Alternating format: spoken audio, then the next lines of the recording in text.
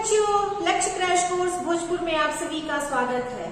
बच्चों, पिछले क्लास में मैंने आप लोगों को पाठ 7 व्यापार और भूमंडलीकरण इसके तहत जो महत्वपूर्ण प्रश्न थे उन सभी प्रश्नों के बारे में मैंने आप लोगों से चर्चा की थी। बच्चों, इसी चैप्टर में और भी कुछ महत्वपूर्ण प्रश्न शेष हैं। उन सब प्रश्नों के बारे में मैं आज आप लोगों को बताऊंगी। पहला जो प्रश्न है बच्चों वह है, ब्रिटेन में कॉर्न लॉ समाप्त करने के क्या कारण थे और इसके क्या परिणाम हुए। बच्चों, 18वीं शताब्दी से ब्रिटेन में जो बदलाव आए उनका वैश्विक अर्थव्यवस्था के उदय पर जो है वह बहुत ही गहरा प्रभाव पड़ा। 18वीं शताब्दी से ब्रिटेन की जनसंख्या में भी काफी वृद्धि हुई।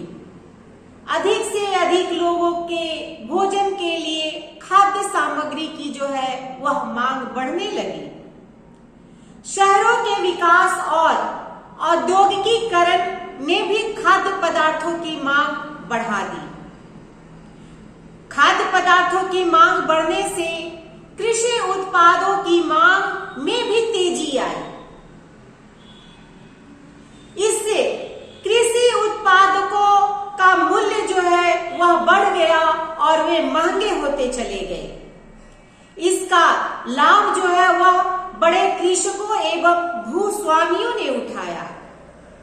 अपने उत्पादनों को बेचने के लिए इन दोनों ने सरकार पर दबाव डालकर ब्रिटेन में कॉर्न लॉ द्वारा मक्का के आयात को प्रतिबंधित करा दिया। बच्चों, इसके फलस्वरूप क्या हुआ? इसके फलस्वरूप इंग्लैंड के कृषि उत्पादकों को ऊंची कीमत पर बेचकर भूस्वामी लाभ कमाने लगे और वहीं दूसरी ओर अनाज की बढ़ी कीमतों से उद्योगपति और शहरों में रहने वाले लोग जो है वह त्रस्त हो गए। इन लोगों ने कॉर्न लॉ का जबरदस्त विरोध किया और इसे वापस लेने की मांग की। सरकार को बाध्य होकर कॉर्न लॉ समाप्त करना पड़ा तथा खाद्यान्न के आयात की अनुमति भी देनी पड़ी। तो बच्चों, इस तरह से हम लोगों ने देखा कि ब्रिटेन में कॉर्न लॉ समाप्त करने के क्या कारण थे और उसके क्या परिणाम हुए। बच्चों, अगला जो प्रश्न है वह है, विश्व बाजार की क्या उपयोगिता है, इससे क्या हानियां हुई। बच्चों, इसमें सबसे पहले हम लोग विश्व बाजार की उपयोगिता के बारे में जानेंगे। आर्थिक गतिविधियों के कारण बच्चों क्रियाकलाप में विश्व बाजार की महत्वपूर्ण उपयोगिता है। विश्व बाजार व्यापारियों, पूंजीपतियों, किसानों, श्रमिकों, मध्यम वर्ग तथा सामान्य उपभोक्ता वर्ग के हित की सुरक्षा करता है। विश्व बाजार का विकास होने से अपने उत्पादन दूर दूर के स्थानों और देशों में व्यापारी के माध्यम से बेचकर अधिक धन प्राप्त करते हैं। कुशल श्रमिकों को विश्व स्तर पर पहचान और आर्थिक लाभ इसी बाजार से मिलता है। वैश्विक बाजार में नए रोजगार के अवसर भी उपलब्ध होते हैं। बच्चों, ये जो था वह इसकी उपयोगिता था। अब हम लोग विश्व बाजार से क्या हानियां हुआ उसके बारे में मैं आप लोग को बताऊंगी। बच्चों, विश्व बाजार से जहां अनेक लाभ हुए वहीं इससे अनेक नुकसानदेह परिणाम भी हुए। विश्व बाजार ने यूरोप में संपन्नता ला दी, लेकिन इसके साथ ही साथ एशिया और अफ्रीका में साम्राज्यवाद और उपनिवेशवाद का एक नया युग आरंभ हुआ। औपनिवेशिक शक्तियों ने उपनिवेशों का आर्थिक शोषण को और ज्यादा बढ़ा दिया। भारत भी जो है इससे अछूता नहीं रहा। भारत भी उपनिवेशवाद एवं साम्राज्यवाद का शिकार बना। सरकार ने ऐसी नीति बनाई जिससे यहाँ के कुटीर उद्योग जो है वह नष्ट हो गए। वैश्विक रोजगार छीनने और खाद्यान्न के उत्पादन में कमी आने से वहां गरीबी, अकाल और भूखमरी ये सभी बढ़ गई। विश्व बाजार के विकास से यूरोपीय राष्ट्रों में साम्राज्यवादी प्रतिस्पर्धा भी बढ़ गई। इससे उग्र राष्ट्रवादी भावना का भी विकास हुआ। बच्चों, अगला जो प्रश्न है वह है कैरिबियाई क्षेत्र में काम करने वाले गिरमिटिया मजदूरों की जिंदगी पर प्रकाश डालें। अपनी पहचान बनाए रखने के लिए उन लोगों ने क्या किया? बच्चों, अंतर्राष्ट्रीय बाजार की मांग के अनुरूप उत्पादन बढ़ाने के लिए 19वीं शताब्दी से श्रम का प्रवाह जो है वह भारत से दूसरे देशों की ओर हुआ। चीन से भी श्रमिक बाहर ले जाए गए। इन श्रमिकों को गिरमिटिया श्रमिक कहा जाता था, क्योंकि विदेशों में काम करने के लिए उन्हें एक अनुबंध अथवा एग्रीमेंट के अंतर्गत ले जाया गया। इन मजदूरों को कृषि, खाद्यान्नों, सड़क और रेल निर्माण कार्यों में लगाया गया। अनुबंध की आवश्यक शर्त यह थी कि उन्हें अपने मालिक के साथ 5 वर्षों तक काम करना था। यह अवधि पूरी होने पर ही वे अपने देश वापस जा सकते थे। बच्चों, अनुबंध के अंतर्गत मजदूरों की भर्ती एक प्रक्रिया के अनुसार की गई। खाद्यान्न बागान मालिकों के एजेंट घूम घूम कर लोगों को अनुबंध पर काम करने के लिए उत्साहित करते थे। उन्हें सुनहरे भविष्य का सपना दिखाया जाता था। साथ ही साथ उनके साथ झूठे वादे भी किए जाते थे। श्रमिकों को इस बात की सही जानकारी नहीं थी कि उन्हें कहीं और कैसे जाना है और वो कौन सा काम करना है।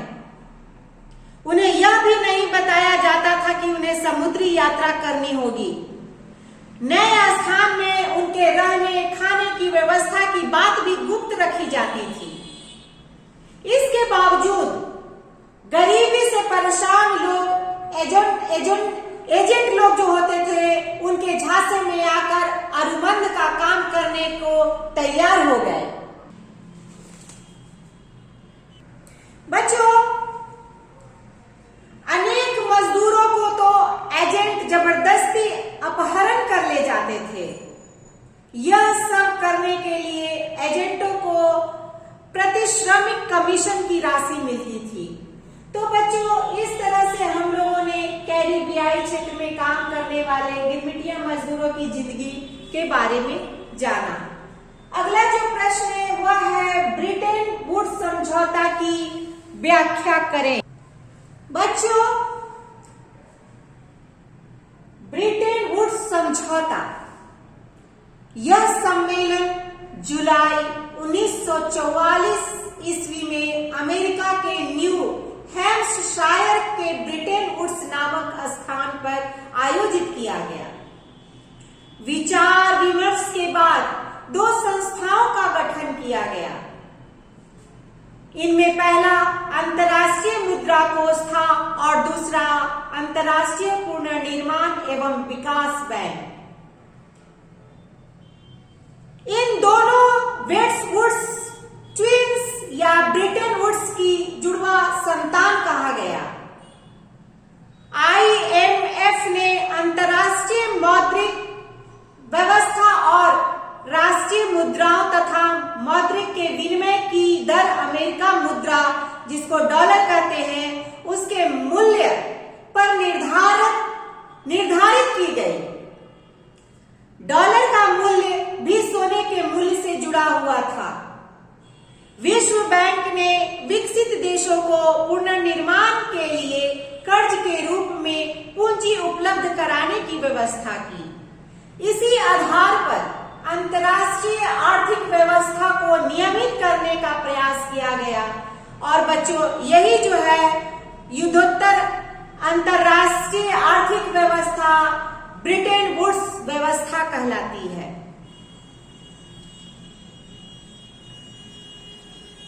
ब्रिटेन वुड्स संस्थाओं ने औपचारिक रूप से 1947 ईस्वी से काम करना आरंभ कर दिया। इन संस्थाओं के निर्माण पर पश्चिमी औद्योगिक देशों का नियंत्रण स्थापित किया गया और संयुक्त राष्ट्र अमेरिका को IMF और विश्व बैंक के किसी भी निर्णय पर निषेधाधिकार प्रदान किया गया। अतः इन संस्थाओं पर संयुक्त राज्य अमेरिका का व्यापक प्रभाव है।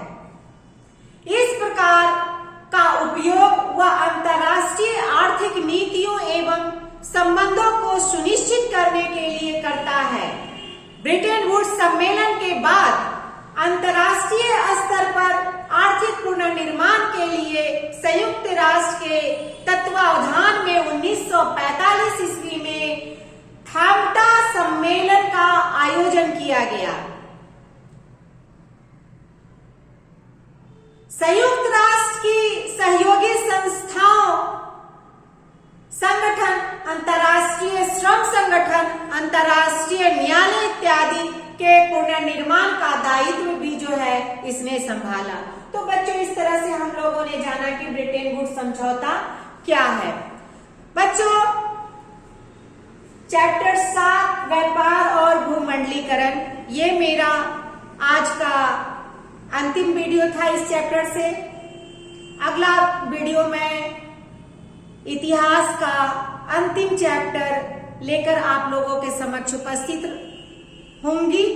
तब तक के लिए आपसे विदा चाहती हूँ। धन्यवाद।